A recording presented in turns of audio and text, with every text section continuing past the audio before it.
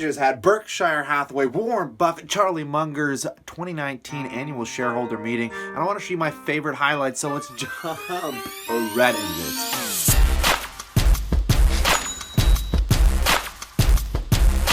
Welcome back, passive income investors.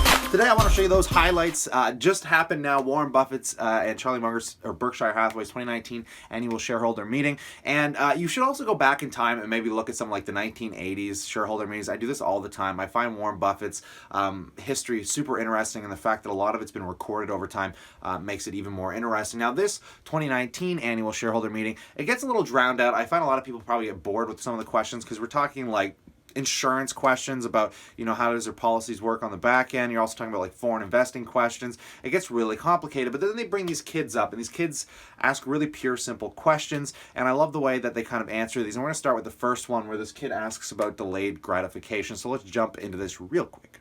I'm 13 years old and from San Francisco. I feel like I see you in our living room a lot. My dad is constantly playing these videos of you at these meetings. And he teaches me a lot of lessons about you guys.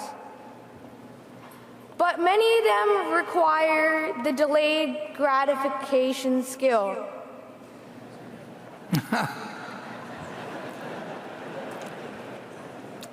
I want to know, is there any way that kids can develop the delayed gratification skill?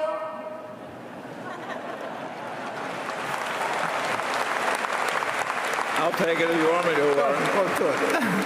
Oh man, I'm shivering. I'll take that because I'm a specialist in delayed gratification. I've had a lot of time to delay it. And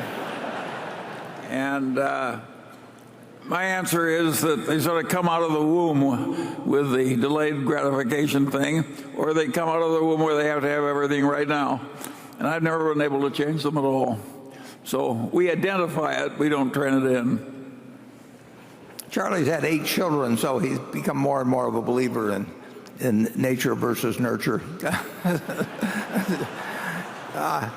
You'll probably find some nice old woman of about 95 out there in threadbare clothing, and she's delaying gratification right to the end and probably has 4,000 A shares. It's just these second and third generation types that are buying all the jewelry. We'll take it to a broader point.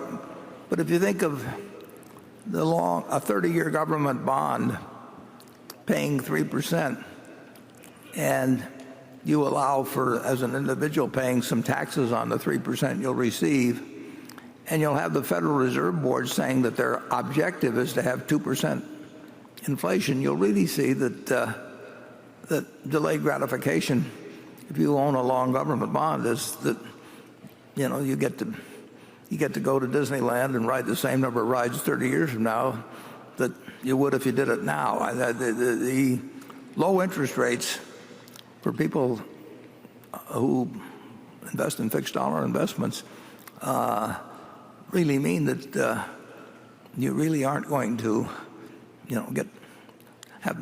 eat steak later on if you eat hamburgers now, which is what I used to preach to my wife and children and anybody else that would listen many years ago.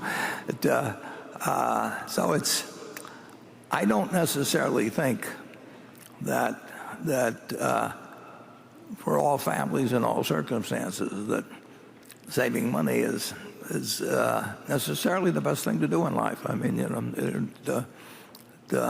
if you really tell your kids they can, whatever it may be, they never go to the movies or will never go to Disneyland or something of the sort, because if I save this money 30 years from now, we'll be able to stay a week instead of 2 days. I think there's a lot to be said for doing things that bring you and your family enjoyment rather than trying to save every dime.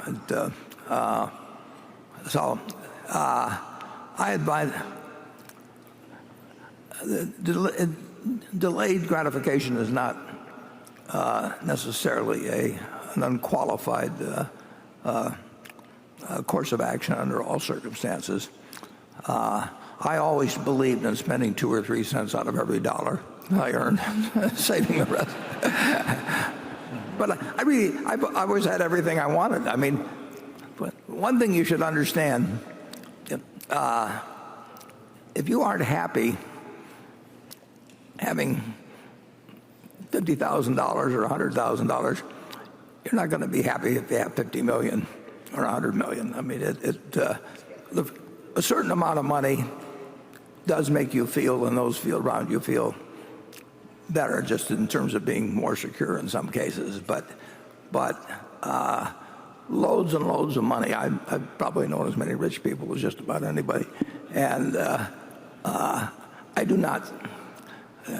I don't think they're happier because they get super rich. I think they are happier when they don't have to worry about money. But you don't see a correlation between happiness and money beyond a certain place. So don't go overboard on delayed gratification.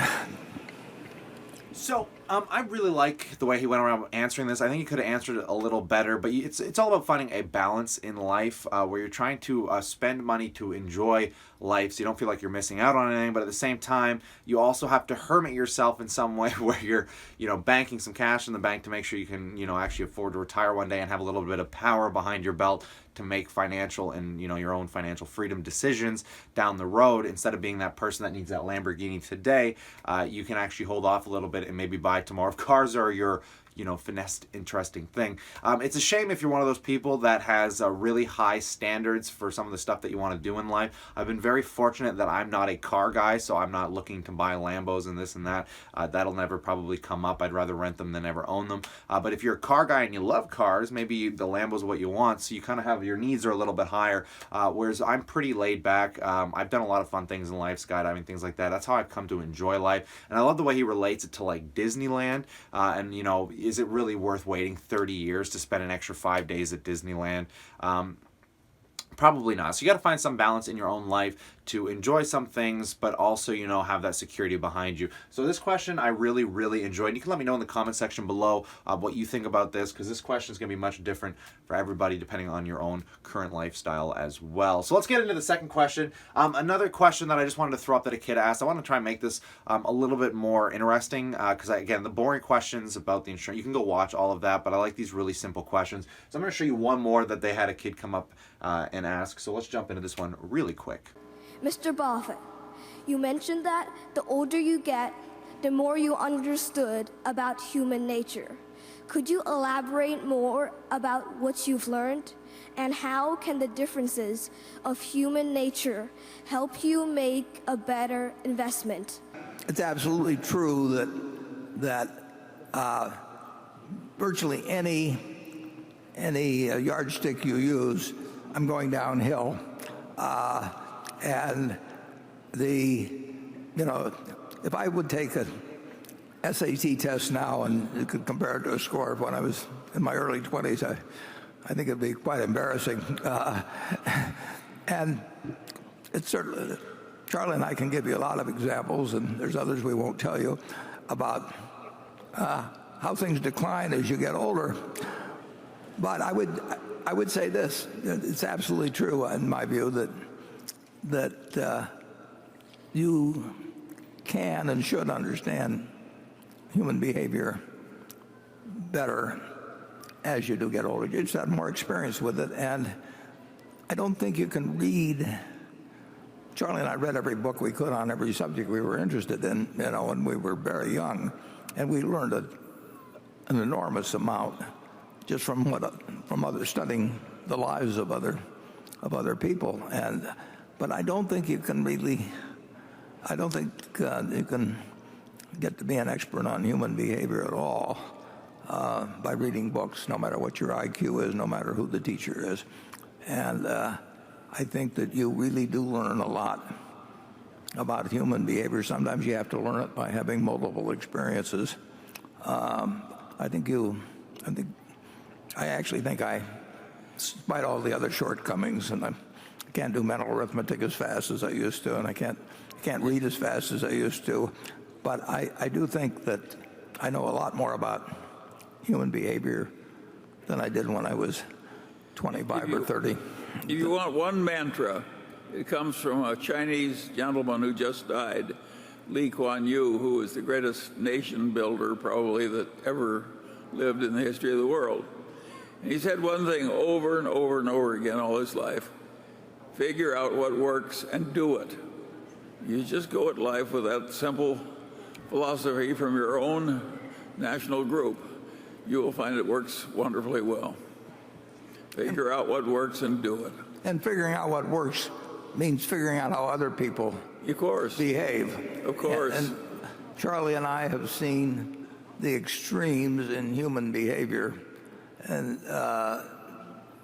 in so many unexpected ways. And Now we get it every night. yeah, Extremes of human behavior. yeah, All you got to do is turn on the television. yeah. I'm glad he used that example.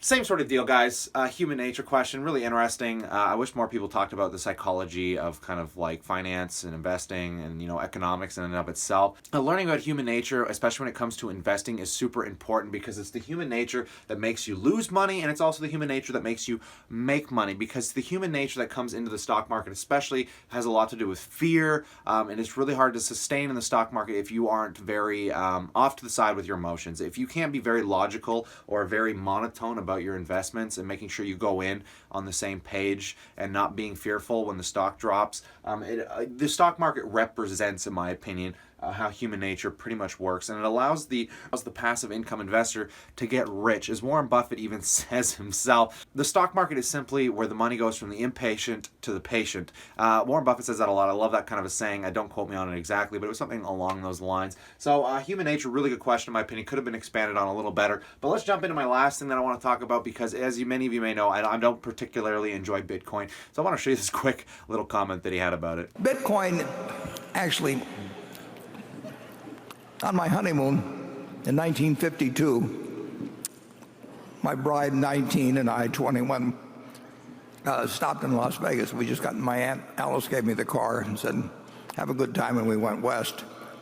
So we stopped in the Flamingo, and I looked around, and I saw all of these well-dressed, they dressed better in those days, well-dressed people who had come, in some cases, thousands of miles away. And this was before jets, so transportation wasn't as good. And they came to do something that every damn one of them knew was mathematically dumb. And I told Susie, I said, we are going to make a lot of money.